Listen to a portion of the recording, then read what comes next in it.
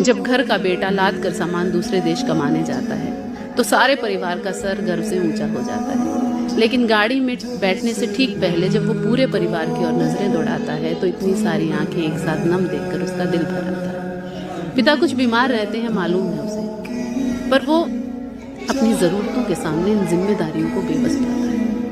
माँ से नहीं होते अब घर के काम सारे, वो माँ के कंधे पर अपनी पकड़ मजबूत करके उसे अपनी मजबूरियों का एहसास दिलाता है।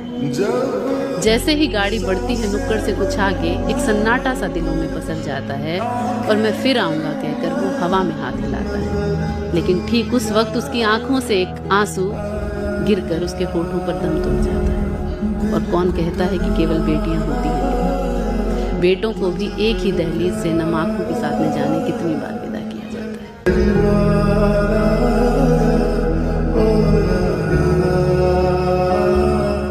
है। जब घर का बेटा लाद कर सामान दूसरे देश कमाने जाता है तो सारे परिवार का सर गर्व से ऊंचा हो जाता है। लेकिन गाड़ी में बैठने से ठीक पहले जब वो पूरे परिवार की ओर नजरें दौड़ाता है तो इतनी सारी आंखें एक साथ नम देखकर उसका दिल भर आता है।